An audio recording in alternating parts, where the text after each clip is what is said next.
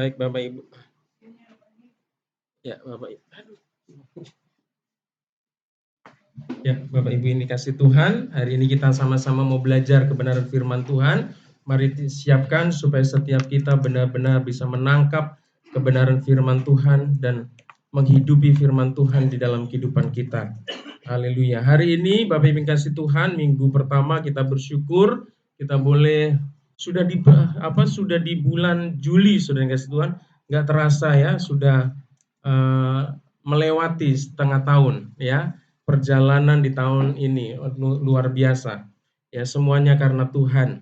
Oleh karena itu, kita harus senantiasa mengucap syukur kepada Tuhan atas kemurahan, atas kebaikan Tuhan yang begitu luar biasa. Ya, hari ini saya akan memberi tema khotbah saya, yaitu udah di situ next. Oke ya. Coba kita baca bersama-sama 1, 2, 3. Ya, temanya adalah siapakah aku? Coba tanya kanan kirinya, siapa aku? Coba tanya Bapak Inggris. Coba tanya, siapa aku? Kayak kamu emang kamu amnesia? Tanya. Masa kamu tanya diri kamu? Sering kasih Tuhan ini bicara ya, tema ini siapakah aku, ini adalah bicara tentang pertanyaan tentang jati diri kita sebagai anak-anak Tuhan. Pertanyaan ini sering kasih Tuhan, ketika kita nggak punya jawaban yang tepat, yang baik ya, maka kita akan memiliki jati diri yang tidak baik, saudara ya. Jadi jawaban Bapak dan Ibu ya mengenai siapa jati diri Bapak dan Ibu itu menentukan langkah-langkah kehidupan Bapak dan Ibu, saudara. Terlebih lagi kita di dalam Tuhan. Ya, ini adalah pertanyaan penting yang harus kita jawab ya, dan atau kita harus mendapatkan jawaban yang benar ya, supaya kita ini memiliki jati diri yang benar, saudara. Ketika kita memiliki jati diri yang benar, punya gambar diri yang benar di mata Tuhan, maka hidup kita sebagai orang percaya itu adalah kehidupan yang benar-benar luar biasa. Amin. Tidak akan sama dengan kehidupan orang yang tidak memiliki jati diri yang benar di mata Tuhan. Oleh karena itu kita akan melihat kebenaran firman Tuhan ya nanti di dalam Efesus pasal 1 ayat 1 sampai 14. Tapi kita akan lihat ini saudara yang kasih Tuhan. Mengapa kita perlu sudah mengenal diri kita, saudara? Karena jati diri kita itu akan menentukan ya apa yang kita pikirkan, apa yang kita lakukan dalam hidup kita berkenan atau tidak berkenan kepada Tuhan, ya. Ya, apa yang kita miliki di sini katakan pengenalan akan diri sendiri akan menjadi kunci untuk menjalani sebuah kehidupan yang berhasil dan berkenan, berkemenangan. Jadi di dalam hidup kita ini harus mengenali ya diri kita, Bapaknya Tuhan. Kita jangan sibuk hanya cuma berusaha untuk mengenal orang, tapi kita sendiri tidak bisa mengenali diri kita. Jati diri kita itu sebenarnya siapa, saudara? Ya, kita harus bisa mengenali diri kita. Ya, terlebih lagi diri kita di mata Tuhan, diri kita itu di pemandangan Tuhan itu seperti apa? Karena apa? Karena dengan cara kita bisa mengenali, ketika kita bisa mengenali diri kita, saudara, maka inilah yang akan membuat hidup kita bisa menjadi berhasil dan berkemenangan, saudara ya. Jika kita memiliki kesadaran bahwa di dalam Kristus posisi kita sangat luar biasa, maka perjalanan kita ke depan tidak akan pernah sama lagi, saudara. Jadi kita harus mengerti ya, kira-kira ini posisi kita di dalam Tuhan itu seperti apa, saudara. Dan kalau kita membaca nanti di dalam kitab Efesus ini, kita akan melihat posisi kita di mata Tuhan itu sangat luar biasa, saudara. Ketika kita bisa menangkap bahwa posisi kita ini luar biasa di mata Tuhan, di hadapan Tuhan, maka kita akan menjadi orang yang luar biasa, bukan orang yang biasa-biasa. Amin. Oleh karena itu, apa yang kita miliki sebagai orang yang dibenarkan, ini kita akan melihat, saudara. Ya, apa aja ya yang kita miliki di dalam Tuhan, sehingga ini akan membentuk jati diri kita, ya sesuai dengan jati diri yang dikehendaki oleh Tuhan. Ya, kita akan lihat di dalam Efesus pasal 1 ayat 1 sampai 14. Ini cukup banyak ya, sering kasih Tuhan ayatnya. Karena biasanya saya hanya kutip 1 atau 2 ayat, tapi hari ini kita mau belajar kebenaran firman Tuhan. Ada 4 ayat, Saudara ya. Kita akan baca berganti-gantian, saya ayat yang ganjil, Bapak dan Ibu ayat yang genap ya. Di Efesus pasal 1 ayat 1 sampai 14 ya. Bagi yang tidak bawa Alkitab boleh lihat di monitor. Judulnya adalah Salam, itu ayat 1 sampai 2. Firman Tuhan katakan begini. Dari Paulus rasul Kristus Yesus oleh kehendak Allah kepada orang-orang kudus di Efesus, orang-orang percaya dalam Kristus Yesus.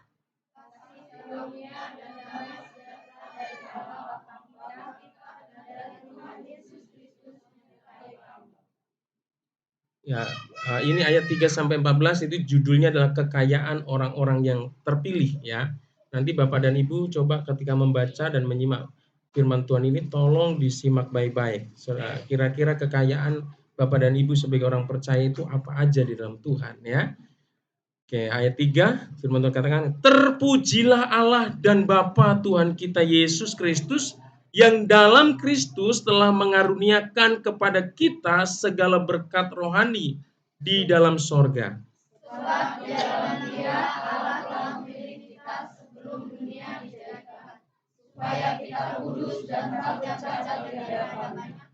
Dalam kasih Ia telah menentukan kita dari semula oleh Yesus Kristus untuk menjadikan anak-anak-Nya sesuai dengan kerelaan kehendak-Nya. Supaya terpujilah kasih karunia-Nya yang mulia, yang dikaruniakannya kepada kita di dalam Dia yang dikasihi-Nya. Sebab di dalam Dia dan oleh darah-Nya kita beroleh penebusan, yaitu pengampunan dosa menurut kekayaan kasih karunia-Nya yang dilimpahkannya kepada kita dalam segala hikmat dan pengertian.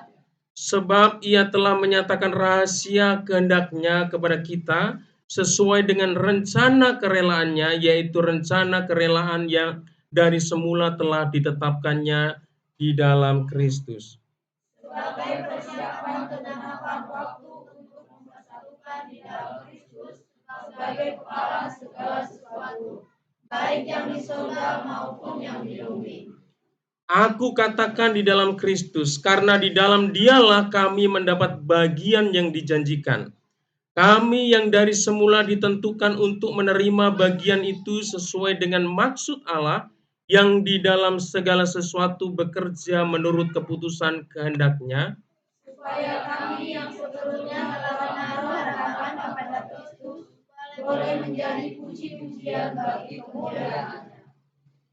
Dalam Dia kamu juga, karena kamu telah mendengar firman kebenaran, yaitu Injil keselamatanmu, di dalam Dia kamu juga, ketika kamu percaya, dimeteraikan dengan Roh Kudus yang dijanjikannya itu. Dan Roh Kudus itu adalah jaminan bagian kita sampai kita memperoleh seluruhnya, yaitu penebusan yang menjadikan kita milik Allah untuk memuji kemuliaan-Nya. Haleluya ya, Bapak Ibu yang kasih Tuhan, kalau kita membaca tadi kita dapat informasi bahwa kitab Efesus ini adalah salah satu surat yang ditulis oleh Rasul Paulus kepada jemaat yang ada di Efesus, Bapak yang kasih Tuhan. Dan Rasul Paulus ingin meneguhkan, ingin memberitahukan kepada orang-orang percaya yang di Efesus bahwa mereka adalah orang yang memiliki posisi ya di mata Tuhan itu secara luar biasa, Bapak yang kasih Tuhan. Dan ini juga bukan hanya untuk jemaat yang ada di Efesus, tapi kepada setiap orang yang percaya di dalam Tuhan. Mereka adalah orang-orang yang istimewa di mata Tuhan. Mereka punya posisi, ya, punya tempat yang luar biasa di mata Tuhan. Kenapa? Ya, karena kita melihat ada hal-hal yang diberikan oleh Tuhan itu luar biasa, saudara. Kalau kita mungkin punya teman yang istimewa dalam hidup kita, ya pasti kita akan memberikan sesuatu yang terbaik. Amin. Ya, kalau ada seseorang yang kita anggap dia istimewa dalam hidup kita, pasti ada sesuatu yang kita berikan, dan pemberian itu tidak biasa-biasa, pasti sesuatu yang istimewa yang kita berikan kepada orang yang di mana orang itu kita anggap sebagai orang yang istimewa, yang luar biasa, saudara yang kasih Tuhan. Demikian Tuhan, ketika Dia melihat kita sebagai pribadi sebagai umat yang istimewa, maka dia memberikan sesuatu yang istimewa di dalam hidup kita, saudara. Dia memberikan berkat-berkatnya yang luar biasa di dalam hidup kita. Itu membuktikan apa? Kita ini memiliki posisi, memiliki kedudukan yang istimewa di mata Tuhan. Dan kita akan melihat, saudara yang kasih Tuhan, kira-kira apa sih yang diberikan Tuhan untuk kita sebagai orang-orang percaya, untuk kita orang-orang yang dipilihnya, saudara.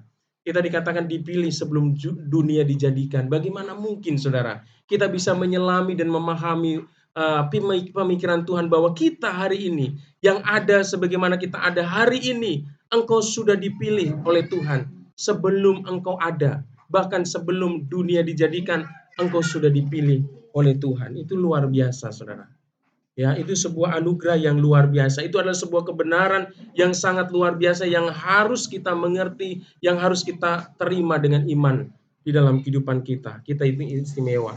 Nah, kita akan melihat beberapa hal yang Tuhan berikan, saudara. Ya, next. Nah, ya. Kita akan lihat nanti di dalam Efesus pasal 1 ayat 3 ya. Di situ ada kekayaan rohani yang Tuhan berikan di dalam Kristus Yesus. Ketika kita percaya dan menerima Yesus sebagai Tuhan dan Juru Selamat, saudara, kita ini menerima sesuatu yang luar biasa yang Tuhan sediakan buat kita, yaitu namanya berkat atau kekayaan rohani.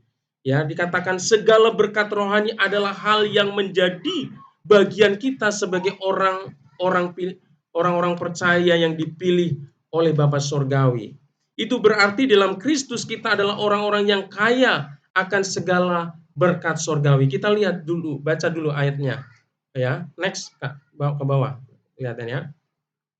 Di situ dikatakan terpujilah ayat 3. Terpujilah Allah dan Bapa Tuhan kita Yesus Kristus yang dalam Kristus telah mengaruniakan kepada kita segala berkat rohani di dalam sorga, saudara. Ya, orang percaya, saudara yang kasih Tuhan, memiliki berkat bukan hanya ada di dunia ini, tetapi di sorga Tuhan juga sediakan, saudara. Di dalam kekekalan Tuhan sediakan. Ini janji Tuhan, ya, bahwa Tuhan mengaruniakan kepada kita segala berkat rohani di dalam sorga, saudara.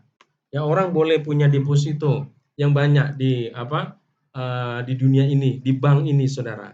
Tetapi kalau orang yang tidak percaya sama Tuhan, dia tidak punya kekayaan, tidak punya berkat yang tersimpan di sorga.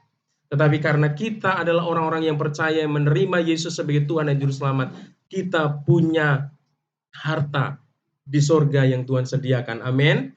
Kalau di dunia, saudara yang kasih Tuhan, orang punya deposito, orang punya investasi dalam bentuk apapun, mungkin nilainya miliaran atau triliunan, saudara, itu hanya bisa dinikmati di dunia yang fana ini, saudara. Tidak bisa nanti dibawa ke sorga, nggak ada, saudara. Engkau tidak memerlukan lagi itu, saudara. Ya, itu semua aset apapun yang ada dalam diri kita, yang ada dalam kehidupan kita, nggak kita bisa bawa ke sorga, saudara. Kita harus bersyukur kepada Tuhan karena di sorga sana Tuhan sudah sediakan. Kita nggak usah repot-repot bawa rumah, bawa alat masak, bawa apa, saudara. Karena segala berkat yang di sorga yang kita butuhkan dalam kehidupan kekal itu disediakan oleh Bapa Surgawi. Saudara yang kasih Tuhan. Ya. Oleh karena kita betapa kita ini istimewa, betapa kita ini harus bersyukur kepada Tuhan, saudara. Ya, mungkin di dalam kehidupan kita sebagai orang Kristen, ya, kita diperhadapkan dengan banyak tantangan, dengan banyak masalah, mungkin dengan banyak kekurangan, saudara. Mungkin di dunia ini kita sering mengalami sakit penyakit, saudara. Saya mau katakan, ya, kita harus punya fokus dan pandangan bukan hanya apa yang kita alami di dunia ini, tapi kita juga harus punya fokus dan pandangan untuk kehidupan yang kekal di sana. Bahwa Tuhan menyediakan berkat yang ada di kerajaan surga bagi setiap kita. Amin. Itu yang menjadi pengharapan buat kita, saudara. Kalau kita melihat kehidupan rasul-rasul, kita melihat kehidupan murid-murid Tuhan Yesus, di dunia mereka mengalami banyak hal, tantangan. Nggak ada kenyamanan yang mereka dapatkan sebenarnya. Nggak ada kenyamanan yang benar-benar nyaman yang dialami oleh rasul-rasul Tuhan. Mereka mengalami aniaya, saudara. Mereka punya harta, memiliki kekayaan, mereka korbankan untuk pekerjaan Tuhan. Ya, Rasul Paulus, ya, kita lihat bahwa di dalam hidupnya apa yang tidak dimiliki, saudara. Dia adalah orang yang sangat pintar. Dia adalah orang yang sangat terpandang, orang yang sangat dihormati, disegani. Ya, pada waktu itu sebagai guru orang Yahudi, saudara. Ya, dia punya posisi yang luar biasa. Tetapi ketika dia dipanggil menjadi orang percaya, bahkan ketika dia dipanggil menjadi rasul, menjadi pelayan Tuhan, apa yang dialami oleh Rasul Paulus, saudara? Ada banyak penganiayaan yang dialami. Yang dulunya dianiaya, sekarang dia dianiaya, saudara. Yang dulunya dia punya kuasa untuk menganiaya orang, untuk memperlakukan orang sesuka hatinya, tapi ketika dia berada di dalam Tuhan, di dalam pelayanan, menjadi hamba Tuhan, justru diperlakukan sebaliknya. Kalau dulu dia menganiaya orang dengan bebas, memasukkan orang dalam penjara dengan bebas, bahkan membunuh orang juga dengan bebas, saudara. Tetapi ketika dia ditangkap oleh Tuhan, menjadi anak Tuhan, menjadi orang percaya, dan menjadi rasul, apa yang dialami oleh Rasul Paulus, saudara? Dia menghadapi penganiayaan, saudara. Dia menghadapi banyak penderitaan. Mereka dianiaya, dicambuk, dipukul, disesah, dimasukkan ke dalam penjara, saudara. Dia mengalami kelaparan, dia mengalami kekurangan. Tapi bukan berarti bahwa Rasul Paulus juga di dalam kehidupannya tidak mengalami kelimpahan, saudara. Dia juga ada masa-masanya dia mengalami kelimpahan. Tetapi juga ada pergumulan. Tapi saya mau katakan, pergumulan dan tantangan yang dihadapi Rasul Paulus, saudara, tidak membuat dia menyerah atas setiap pergumulan yang dia alami, saudara. Penderitaan yang dialami tidak menjauhkan dia dari kasihnya akan Kristus, saudara.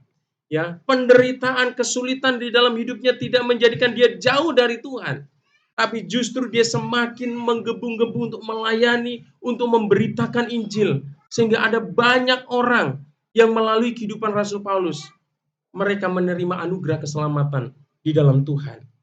Kuncinya apa? Rasul Paulus bisa melalui itu semua, bisa menikmati itu semua, Bapak Tuhan. Kenapa? Dia menyadari ada berkat yang lebih dari sekedar yang bisa dia lihat di dunia ini, yang bisa dia rasakan, dinikmati di dunia ini. Tetapi ada sesuatu yang Tuhan sudah sediakan dia, buat bagi dia di sorga, saudara. Sehingga dia mengatakan kalau hidup itu berarti dia hidup untuk Kristus. Tapi mati adalah mati keuntungan. Karena dia menyadari ketika dia dipanggil Tuhan, dia mati, dia sudah menerima janji Tuhan. Tuhan sudah menyediakan segala berkat yang ada di sorga. Amin. Sering kasih Tuhan. Kalau dalam hidup kita, saudara, kita menyadari bahwa kita punya berkat yang Tuhan sediakan buat kita di kerajaan sorga, kita tidak akan mengeluh dengan kesulitan-kesulitan dan kesukaran-kesukaran, dengan pergumulan yang sedang kita hadapi. Karena kita terus memfokuskan mata kita kepada upah yang Tuhan sediakan di dalam kekekalan. Itu bukan berarti, saudara yang kasih Tuhan, kita nggak boleh diberkati di dunia ini, saudara. Tapi ini, saudara, yang harus kita sadari bahwa Tuhan menyediakan menyediakan berkat yang luar biasa di kerajaan sorga, saudara. Next. Ya. Itu yang pertama, berkat rohani yang kita dapatkan. Ya. Yang kedua adalah berkat keselamatan di dalam Kristus Yesus, saudara. Ya. Siapa kita di dalam Kristus juga diteguhkan dengan fakta bahwa kita adalah orang-orang yang dipilih untuk ditebus oleh darah Kristus yang mahal. Artinya kita adalah orang-orang yang mendapat kemurahan Tuhan sekaligus amat berharga baginya, saudara. Kita lihat di dalam ayatnya, next, Kak. Ya, firman Tuhan dikatakan di dalam ayat yang keempat dan ayat yang ketujuh, firman Tuhan kata, sebab di dalam Dia Allah telah memilih kita sebelum dunia dijadikan, supaya kita kudus dan tak bercacat di hadapannya. Sebab di dalam Dia dan oleh darahnya kita beroleh penebusan, yaitu pengampunan dosa menurut kekayaan kasih karunia-Nya. Saudara yang kasih Tuhan, ini luar biasa, satu kebenaran yang sangat luar biasa yang harus kita sadari, Bapak Ibu yang kasih Tuhan, bahwa dikatakan kita ini dipilih sebelum dunia dijadikan, saudara, ya, supaya kita kudus dan tak bercacat di hadapannya. Saudara yang kasih Tuhan, manusia diciptakan segambar dan serupa dengan Tuhan. Artinya manusia itu diciptakan dalam kondisi yang kudus, yang suci. Ya, ketika manusia itu hidup dalam kesucian, dalam kekudusan, dia memiliki satu hubungan yang baik dengan Tuhan. Makanya Adam dan Hawa bisa berkomunikasi langsung dengan Tuhan. Dia bisa bercakap-cakap langsung dengan Tuhan. Dia bisa dalam satu persekutuan dengan Tuhan. Tetapi karena apa? Karena dia jatuh dalam dosa, maka persekutuan, hubungan itu menjadi rusak, saudara. Manusia ada dalam kuasa dosa. Manusia ada dalam kuasa kutuk dosa, saudara. Yang membuat dia menderita, saudara. Dan bukan hanya penderitaan di dunia ini, tetapi manusia yang berdosa akan berjalan terus menuju kepada kebinasan. Tetapi oleh karena kasih karunia Tuhan melalui pengorbanan Yesus Kristus di atas kayu salib sebagai anak domba Allah, saudara, dia sudah mencurahkan darahnya. Dikatakan ayat 7, sebab di dalam dia, yaitu di dalam Yesus, dan oleh darahnya kita beroleh penebusan, yaitu pengampunan dosa, menurut kekayaan kasih karunia-Nya, saudara. Sebesar apapun ya dosa kita, kalau kita mengaku kepada Tuhan, kita datang kepada Tuhan, mengaku kepada Tuhan segala dosa kita, Tuhan katakan apa? Tuhan akan mengampuni segala dosa kita, bukan sebagian dosa kita. Saudara, Tuhan mau ketika kita berdosa, kita datang kepada Dia, mengakui segala dosa kita dan berjanji di hadapannya bertobat, saudara. Tinggalkan dosa, maka apa?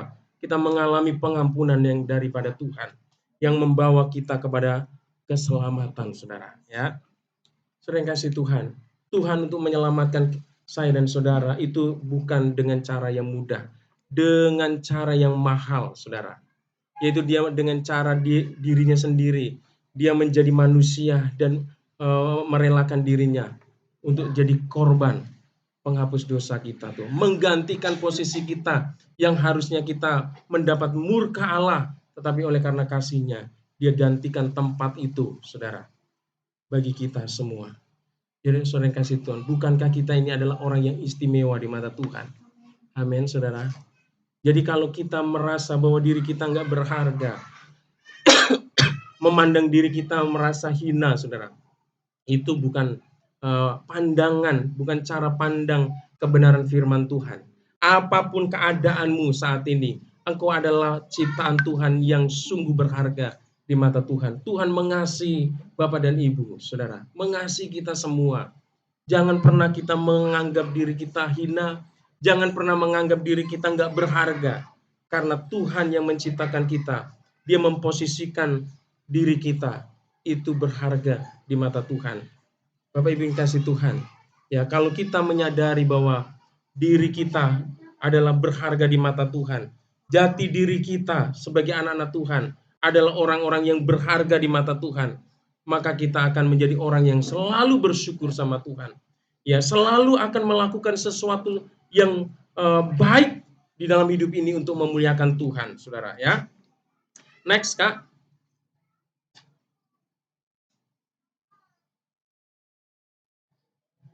Ya, di sini kan. Untuk kita yang berdosa, ia rela mati di atas kayu salib untuk menebus, ya, membeli kita menjadi miliknya. Ya, kita ini sudah ditebus oleh Tuhan. Kita sudah dibeli, ya, dan kita dijadikan milik Tuhan, saudara. Jadi hidup Bapak dan Ibu dan saya ini bukan lagi milik kita milik kita sendiri, saudara. Hidup kita juga bukan miliknya iblis, saudara. Bukan miliknya kegelapan, tetapi miliknya Kristus, saudara. Jadi kita harus ya mempersembahkan benar-benar hidup ini, seluruh hidup kita, saudara, untuk memuliakan Tuhan. Jadi kita jangan biarkan diri kita yang sudah ditebus oleh Tuhan, sudah dibayar oleh Tuhan, menjadi milik Tuhan, kita serahkan ya kepada kuasa kegelapan, ya, kepada kuasa-kuasa yang bertentangan dengan kehendak Tuhan. Hal ini membuat kita tidak lagi memiliki keraguan soal keselamatan kekal kita di dalam Kristus. Karena dasarnya jelas bukan karena kebaikan dan perbuatan kita, melainkan karena anugerah Tuhan, anugerah Allah, saudara. Jadi kita harus yakin, saudara, kita ini sudah memiliki keselamatan di dalam Tuhan. Amin. Apa ada yang di sini yang masih meragukan? bahwa Bapak dan Ibu yakin selamat? Ada yang ragu?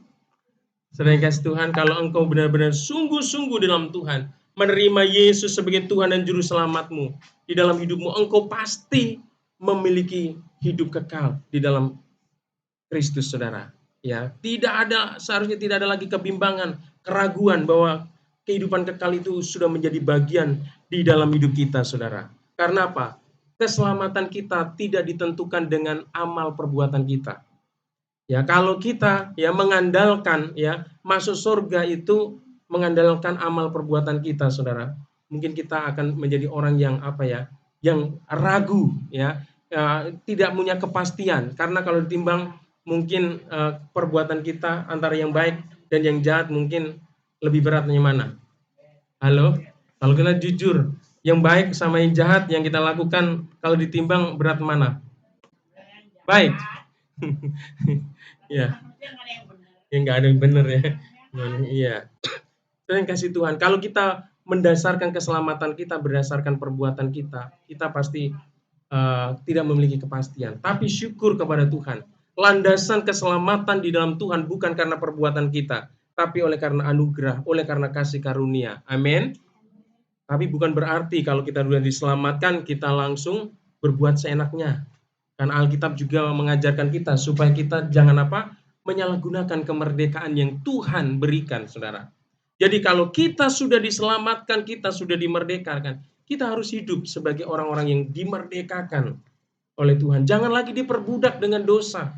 Jangan diperbudak dengan kehidupan-kehidupan yang lama yang tidak berkenan kepada Tuhan. Kita harus hidup dalam terang Tuhan, saudara. Ya, oke. Kita sebagai anak-anak Tuhan, kita harus menyadari bahwa benar-benar kita bersyukur bahwa kita sudah menerima keselamatan di dalam anugerah, ya, di dalam karya keselamatan di dalam Yesus Kristus di atas kayu salib. Dan ini luar biasa, guys Tuhan. Ya, kita ini nggak bisa mempertahankan keselamatan yang Tuhan berikan dengan kekuatan kita, saudara.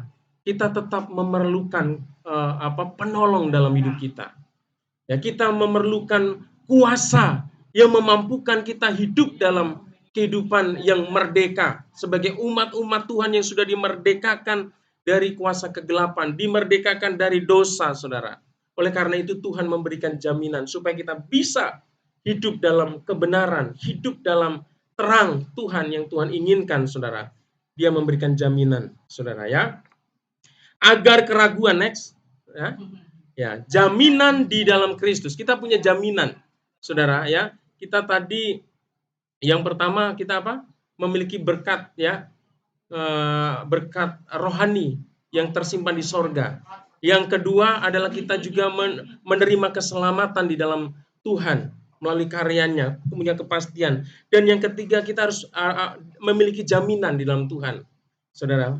Ada jaminan bahwa kita ini benar-benar ya bisa hidup dalam kemenangan, bisa hidup dalam kebenaran, bisa hidup dalam tracknya Tuhan, dalam relnya Tuhan, dalam kehendaknya Tuhan, karena ada pertolongan yang Tuhan sediakan, saudara ya. Agar keraguan kita akan posisi kita di dalam Kristus tidak pudar ya, itu pudar ya, ada kata tidak itu ya. Agar keraguan kita akan posisi kita di dalam Kristus tidak pudar, Ia telah memberikan Roh Kudus di dalam kita sebagai jaminan, saudara. Jadi ketika kita menerima Yesus sebagai Tuhan dan Juru Selamat dalam hidup kita, Dia memberikan Roh Kudus dalam hidup kita. Roh Kudus inilah yang akan memampukan kita, yang akan membuat kita bisa berjalan seturut dengan kehendak Tuhan. Oleh karena itu sebagai orang percaya kita harus terus melibatkan Roh Kudus dalam hidup kita. Kita harus terus mengizinkan Roh Kudus untuk memampukan kita ya untuk hidup di dalam kebenaran yang Tuhan tunjukkan dalam hidup kita. Kita lihat saudara yang kasih Tuhan, ayat firman-Nya di dalam ayat 13 dan 14. Ya, ini Roh Kudus diberikan buat kita sebagai materai, saudara ya. Nah, dikatakan ayat 13, di dalam Dia kamu juga karena kamu telah mendengar firman kebenaran, yaitu Injil keselamatanmu, di dalam Dia kamu juga ketika kamu percaya dimeteraikan dengan Roh Kudus yang dijanjikannya itu. Ya, dan Roh Kudus itu adalah jaminan bagian kita sampai kita memperoleh seluruhnya, yaitu penebusan yang menjadikan kita milik Allah untuk memuji, memuliakannya. Bapak Ibu yang kasih Tuhan, kita ini setelah menerima Yesus sebagai Tuhan dan Juru Selamat, kita ini dimeteraikan oleh Roh Kudus. Ya, Roh Kudus itu Allah yang memeteraikan hidup kita sebagai anak-anak Tuhan, saudara. Ya, ketika kita jatuh, kita tersandung, saudara. Roh Kudus itu yang akan terus mengarahkan, yang akan membawa kita, akan menolong kita, saudara, untuk bisa kita berjalan di dalam rencana Tuhan. Kalau saya, saudara yang kasih Tuhan, ya, dalam hal ini saya punya kesaksian, saudara, bahwa kalau saya bisa melayani ini bukan karena kuat dan gagah saya, tapi saya yakin dan meyakini bahwa ada karya Roh Kudus dalam hidup saya. Ada karya Roh Kudus yang memampukan yang terus menuntun saya untuk menunjukkan supaya apa? Saya berjalan di dalam apa? Kehendak Tuhan, saudara. Ya, saya pernah bersaksi buat Bapak dan Ibu. Saya ini dari kecil pengen menjadi seorang hamba Tuhan, menjadi seorang pendeta. Tapi dengan proses kehidupan yang ada, saya sampai keinginan untuk menjadi hamba Tuhan itu sampai hilang, Bapak Ibu Tuhan. Ya, di dalam benak saya sudah tidak ada lagi untuk keinginan menjadi hamba Tuhan. Yang ada hanya ingin menjadi seorang pengusaha, ya, menjadi seorang yang pekerja, saudara, yang apa artinya bukan melayani, yang fokus kepada ya ke keduniawian, saudara yang kasih Tuhan, membangun sesuatu di luar rencana Tuhan. Tetapi oleh karena kasih, karena Roh Kudus inilah yang menuntun saya. Karena saya kalau berpikir gimana caranya saya bisa kembali ke jalan Tuhan, kepada panggilan yang Tuhan sudah taruh dalam hati saya. Sedangkan panggilan itu sudah sempat hilang, sempat tidak ada, saudara. Dia yang menuntun saya, saudara. Sehingga saya bisa menggenapi apa yang menjadi panggilan Tuhan dalam hidup saya. Saya sudah pernah di terminal-terminal, saudara. Saya sudah pernah bekerja yang nggak ada hubungannya dengan pelayanan, yang jauh dari pelayanan, jauh dari ibadah, ya, jauh dari kegiatan-kegiatan rohani, saudara. Tetapi kalau saya bisa kembali lagi, ya, untuk bisa melayani pekerjaan Tuhan, itu bukan karena kuat dan gagah saya, tapi karena ada Roh Kudus, ya, yang menolong saya, memampukan saya, menunjukkan jalan saya, sehingga apa yang saya putuskan, yang saya pilih itu sesuai dengan apa yang Tuhan mau, saudara. Dan di dalam hidup kita sebagai orang-orang pilihan, saudara yang kasih Tuhan, ya, di dalam hidup kita, kalau kita sudah menjadi anak-anaknya Tuhan, kita dimeteraikan oleh Roh Kudus, disahkan oleh Roh Kudus, ya, sekalipun kita mau macam-macam, ya, kita mau coba meninggalkan Tuhan, kita coba menghindar dari Tuhan, Tuhan pasti akan bawa Bapak dan Ibu untuk kembali lagi. Benar? Saudara yang kasih Tuhan. Seperti apa Yunus, ya, ketika dia pilih Tuhan menjadi hambanya, saudara yang kasih Tuhan, dia diutus, dia nggak mau taat, dia pergi ke jalur yang lain. Apa yang Tuhan lakukan buat Yunus? Ya, Tuhan tidak memilih orang lain, dia tetap kejar Yunus karena Tuhan sudah pilih, saudara. Sama ketika Tuhan memilih Musa, ketika memilih Yosua, ketika memilih Yesaya, saudara, Yeremia, saudara, sama, saudara. Ketika mereka mengajukan banyak alasan di hadapan Tuhan, aku yang milih kamu, kamu jangan macam-macam. Kamu mau lari kemana? Pokoknya mereka tidak bisa lepas dari genggaman Tuhan. Saya juga merasa bahwa hidup saya ini benar-benar di dalam genggaman Tuhan, saudara. Saya pernah bukan dengan kesengajaan saya untuk meninggalkan Tuhan, karena situasi dan kondisi saya, ya, diizinkan untuk masuk dalam suatu kondisi yang jauh dari Tuhan, yang jauh dari aktivitas pelayanan. Tapi karena kita sudah dimateraikan menjadi anaknya, bahkan menjadi hamba Tuhan, sudah kasih Tuhan, tangan Tuhan yang ambil lagi, saudara. Sehebat apapun kita lari dari panggilan Tuhan, sehebat apapun kita menghindar dari Tuhan, kau sebagai anak-anak Tuhan sudah dimeteraikan oleh Tuhan, tangan Tuhan pasti akan bawa kembali. Amin. Mungkin dengan cara yang menyakitkan atau enggak, itu hak dan kedaulatan Tuhan. Jadi lebih baik kita harus mau taat sama suara Roh Kudus, sama tuntunan Roh Kudus, daripada kita dibawa dengan cara yang menyakitkan, saudara ya. Kalau saya dibawa dengan Tuhan memang di tengah badai, saudara, di tengah pergumulan, saudara. Sama Yunus juga sama, saudara. Dia dipanggil dengan cara apa? Digulung dulu dengan ombak, saudara. Ditelan dulu dengan dengan ikan besar, saudara. Baru dia datang sama Tuhan. Gak bisa. Kekuatan apapun kita nggak bisa lawan kehendak Tuhan. Karena kita sudah dimeteraikan, saudara. Bagi setiap orang yang sudah dimeteraikan oleh Roh Kudus, dia tidak akan bisa, saudara, ya lari dari Tuhan. Pasti dia tangkap, saudara. Haleluya. Sama, saudara yang kasih Tuhan. Rasul Paulus juga begitu dalam penderitaan apapun. Karena dia sudah dimeteraikan oleh Roh Kudus, saudara. Dia nggak bisa lawan kehendak Tuhan. Yang bisa dia lakukan adalah taat sama panggilan Tuhan. Nah, di dalam hidup kita, Bapak kasih Tuhan, ya, melalui renungan kita pagi hari ini, saudara, biarlah renungan ini, ya, membuka, ya, pemikiran kita, pemahaman kita tentang siapa diri kita di mata Tuhan, bahwa kita ini berharga di mata Tuhan, amin, dan kita ini sangat dikasihi oleh Tuhan. Jadi jangan pernah kita memandang rendah diri kita. Sekalipun ada orang yang memandang rendah diri kita, tapi ada satu pribadi yang luar biasa yang punya segalanya.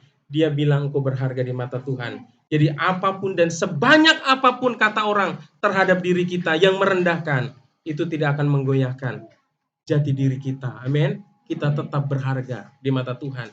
Kita berharga di mata Tuhan bukan karena apa yang kita pakai, bukan apa yang karena kita miliki, saudara, tapi kita memang sudah berharga di mata Tuhan. Jadi mungkin secara keuangan mungkin kita nggak memiliki banyak uang, saudara, saudara tetap berharga di mata Tuhan. Kau mungkin rumahmu nggak sehebat, nggak sebagus orang lain, tetap engkau berharga di mata Tuhan. Ya, pendidikan kita mungkin tidak setinggi orang lain, tapi kita tetap berharga di mata Tuhan. Saudara yang kasih Tuhan, apapun stempel orang, saudara, jangan pernah itu melunturkan jati diri kita, bahwa diri kita berharga di mata Tuhan. Jadi kalau kita punya jati diri yang seperti ini, saudara, yang didasari bahwa kita ini berharga di mata Tuhan, kita tidak akan goyah dengan apapun perkataan orang, dengan apapun omongan orang. Kita tetap bersuka cita. Amin. Saudara yang kasih Tuhan. Haleluya. Hari ini kita sangat luar biasa. Ya, firman Tuhan memberitahukan kepada kita bahwa Tuhan begitu mengasihi kita, bahwa kita berharga di mata Tuhan, sehingga Dia memberikan sesuatu yang luar biasa dalam hidup kita. Yaitu Dia memberikan berkat sorgawi buat kita, saudara. Dia memberikan jaminan keselamatan. Dia memberikan Roh Kudusnya untuk memeteraikan hidup kita. Itu adalah pemberian yang tidak bisa diberikan oleh dunia ini, saudara. Itu ada pemberian yang hanya bisa diberikan oleh Tuhan. Saya yakin dan percaya kalau yang paling berharga, hal-hal yang berharga Tuhan berikan dalam hidup kita. Apalagi hal-hal yang remeh-temeh, ya, hal-hal kebutuhan yang kita butuhkan di dalam hidup kita pasti Tuhan akan sediakan, ya. Ada banyak firman Tuhan yang memberikan jaminan bahwa Tuhan memelihara, Tuhan mencukupkan, Tuhan memenuhi semua apa yang kita perlukan di dalam Tuhan. Tetapi ada berkat yang lebih dahsyat itu yang sudah kita dengarkan. Berkat segala berkat rohani yang ada tersimpan di sorga buat kita. Ada berkat jaminan keselamatan yang sudah Tuhan berikan melalui pengorbanannya. Ada berkat Roh Kudus yang diberikan untuk memeteraikan hidup kita. Haleluya. Bapak yang kasih Tuhan, demikianlah firman Tuhan, kiranya menjadi berkat buat setiap kita, supaya di dalam hidup kita tetap kuat dan tetap bersemangat di dalam mengiring Tuhan apapun yang terjadi. Haleluya. Hari ini kita akan siapkan hati kita akan sama-sama mengambil persekutuan dengan Tuhan melalui perjamuan kudus. Bapak Ibu kasih Tuhan, mari kita siapkan hati kita supaya kita bisa mengambil bagian dalam perjamuan ini dengan cara yang benar. Kalau mungkin hari-hari ini ada sesuatu yang yang mengganjal dalam hidup kita, saudara, sesuatu yang tidak berkenan kepada Tuhan, kita boleh datang kepada Tuhan, kita minta ampun sama Tuhan, ya, kita akui semua dosa-dosa kita dan kita minta dilayakkan supaya kita bisa mengambil bagian dalam perjamuan kudus ini sehingga kita boleh diberkati oleh Tuhan. Ya, untuk meresponi kebenaran firman Tuhan dan untuk menyambut perjamuan kudus, mari kita nyanyikan lagu pujian Karena Salibmu.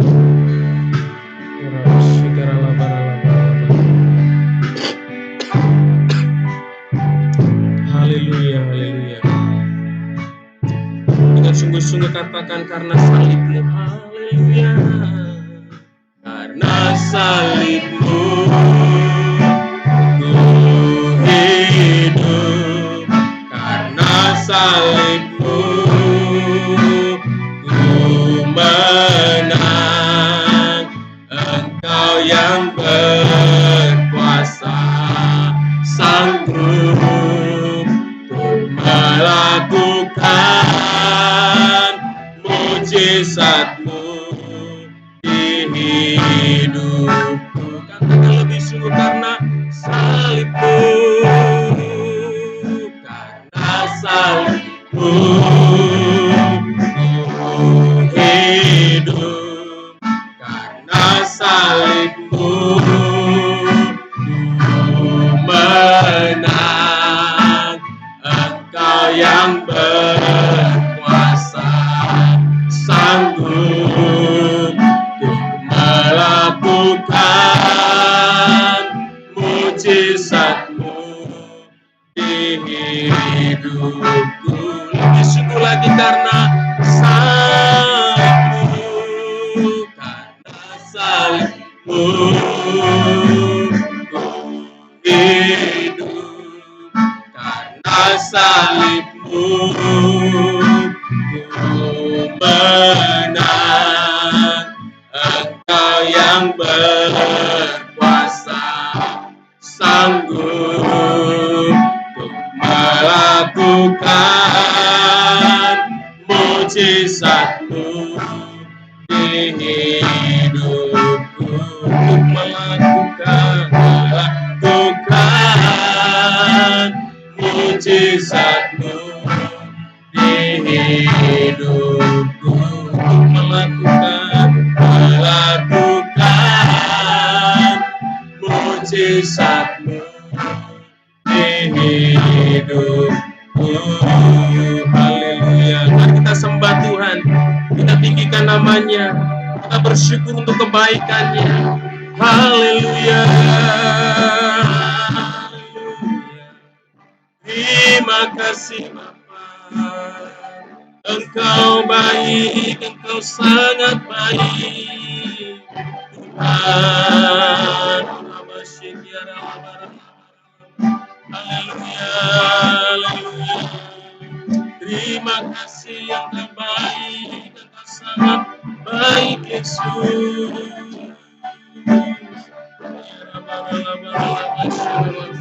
Saya mengundang Ibu Restauli untuk maju ke depan. Ibu Restauli maju ke depan. Haleluya, haleluya. Terima kasih Tuhan. Kita berdoa. Mari kita siapkan hati kita berdoa mengucap syukur untuk kebenaran firman Tuhan. Dan kita mau berdoa untuk menyiapkan hati kita, untuk kita persiapkan ketika kita mengambil perjamuan kudus ini, supaya kita bisa mengambil perjamuan kudus ini dengan cara yang benar, dengan cara yang dikehendaki oleh Tuhan, dengan hati yang benar-benar siap, sehingga kita bisa merasakan berkat di dalam perjamuan ini. Kita merasakan kasih Tuhan, kita merasakan kuasa Tuhan mengalir melalui perjamuan kudus ini, sehingga yang sakit boleh disembuhkan, yang lemah dikuatkan, yang sudah berputus asa dikuatkan, supaya kita benar-benar mengalami kuasa perjamuan ini.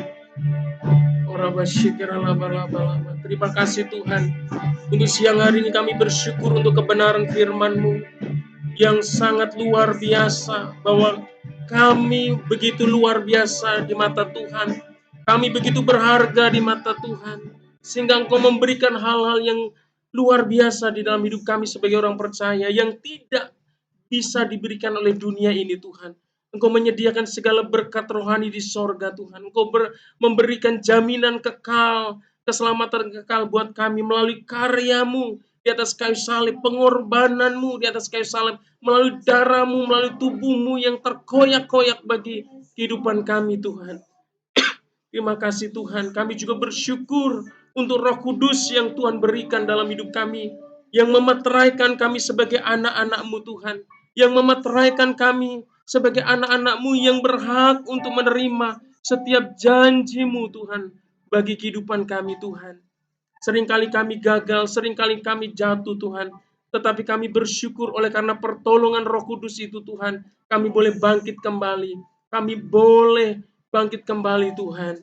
Terima kasih Tuhan, terima kasih. Biarlah firman-Mu Engkau meteraikan di dalam setiap hati dan loh hati kami Tuhan, supaya kami benar-benar mengingat betapa luar biasanya Tuhan yang kami sembah, betapa luar biasanya berkat yang Tuhan berikan bagi setiap kami.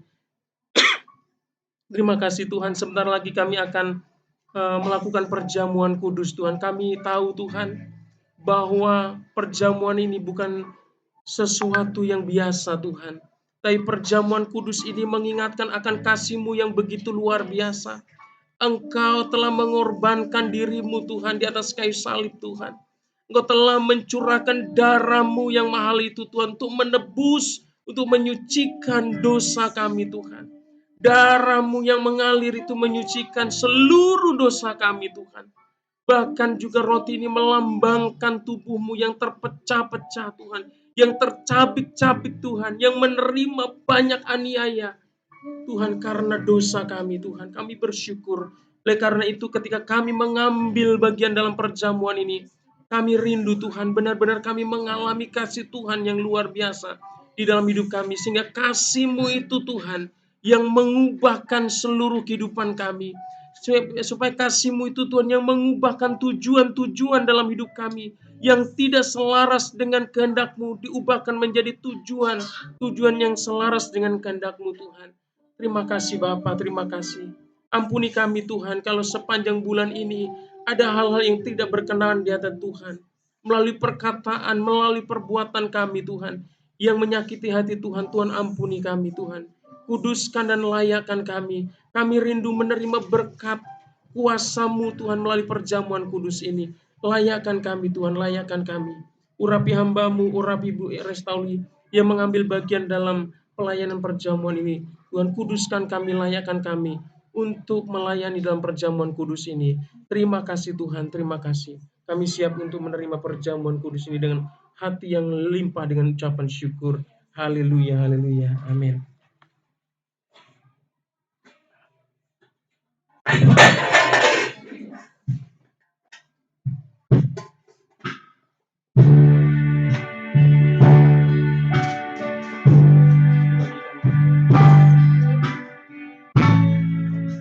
Karena salib-Mu ya. Karena salib-Mu hidup, karena salib-Mu menang. Engkau yang berkuasa menyatukan mujizat-Mu di hidupku. Karena salib-Mu, karena salib-Mu hidup, karena salib-Mu menang. Engkau yang berkuasa sanggup melakukan mujizat-Mu di hidupku. Karena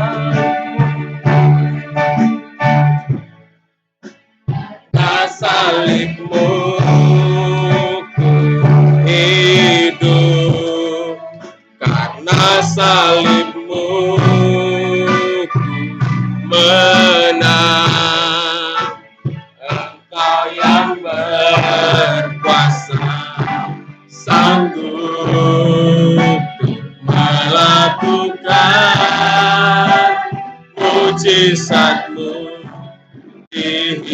hidupku. Mari Bapak Ibu yang kasih Tuhan, saya undang untuk bangkit berdiri, katakan karena salibmu, karena salibmu hidup, karena salibmu ku menang. Engkau yang berkuasa, sanggup untuk melakukan mujizatmu di hidupku. Haleluya. Haleluya. Terima kasih Tuhan. Hari ini Tuhan kami akan mengambil perjamuan kudus ini Tuhan. Kami mengingat akan kasih-Mu yang luar biasa Tuhan. Saat ini ada roti di tangan kami Tuhan. Ini melambangkan tubuh-Mu yang boleh tercabik-cabik, terpecah-pecah Tuhan. Mengalami banyak penderitaan. Itu semua karena dosa yang kami lakukan. Itu semua karena pelanggaran yang kami lakukan di dalam hidup kami. Oleh karena itu Tuhan, kami bersyukur Tuhan untuk tubuh-Mu Tuhan yang sudah Engkau berikan Tuhan bagi kami semua. Dan kami mau Tuhan mengambil perjamuan ini dengan mengingat akan kasih-Mu. Bapak Ibu yang kasih Tuhan, mari kita angkat tangan kita tinggi-tinggi dengan roti yang ada di tangan kita. Ini adalah roti yang melambangkan tubuh Kristus. Sebelum kita makan, dengarkan firman Tuhan.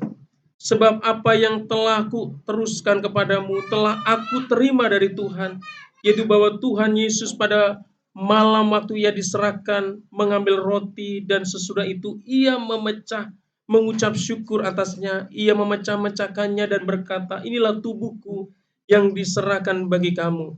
Perbuatlah ini menjadi peringatan akan aku. Kalau kita mengimani firman ini, mari kita makan dalam nama Tuhan Yesus. Dalam nama Tuhan Yesus. Haleluya, haleluya. Haleluya, haleluya. Terima kasih Tuhan. Kami juga bersyukur untuk darah-Mu Tuhan yang sudah Engkau curahkan bagi setiap kami Tuhan. Yang sudah menghapus semua pelanggaran kami Tuhan. Menghapus seluruh dosa kami Tuhan, sehingga kami mendapat status sebagai anak-anak-Mu yang dibenarkan di mata Tuhan, sehingga kami boleh menerima keselamatan kekal dalam nama-Mu Tuhan. Kami orang-orang yang layak dihukum Tuhan, kami adalah orang-orang yang layak menerima kebinasaan, tetapi oleh karena kasih-Mu, oleh karena darah-Mu yang sudah Engkau curahkan, kami menerima anugerah keselamatan itu Tuhan, sehingga kami boleh hidup di dalam Tuhan.